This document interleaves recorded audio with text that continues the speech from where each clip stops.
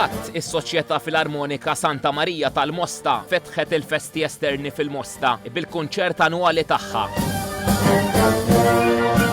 MTV News, il-President tas-Soċjetà Filarmonika Santa Marija, Chris Grech, qal li din id-data għandha tifsira partikolari għas-soċjetà għax tfakkar il-jum li fih il-Banda Santa Marija ġiet rifondata.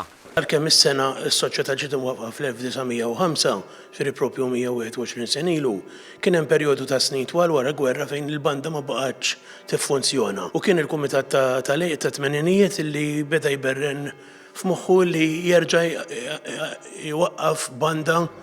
Il-kunċert sar taħt id-direzzjoni tas-Sur Mast Direttur Wayne Bartolo.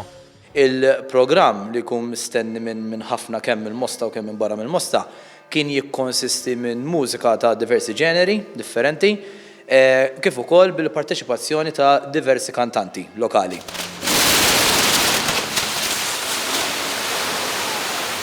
U it-tnejn fl-okkażjoni tat-tifkira tal-inkurunazzjoni ta' xbija tal-kwadru titolari ta' Santa Marija, l-istess soċjetà fakkret il-35 sena mill-ftuħ tal-Kamra tan-Nar tagħha. Kienu l-Kumitat tad-Disejnijiet illi xtara biċ-ċar ġewwa Żebbiegħ fejn xtaq illi l-soċjetà tagħna ikollha Kamra tan-Nar.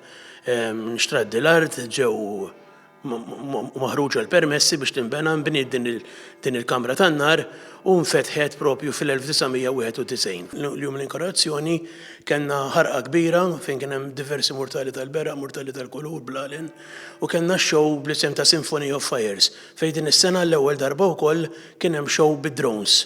Din is-sena is-soċjetà imissa taħraq f'jum l-Assunta filgħodu f'nofsinhar u fil-għaxija matul il-purċissjoni. Involviment ukoll mill-Banda Santa Marija fil-marċ ta' lejlet il-festa u f'jum il-festa. Dakinhar fost l-oħrajn tilqa' l-vara titolari bid-daqq tal-Ave Marija u takkumpanja l-purċissjoni bin-nijiet Marjani.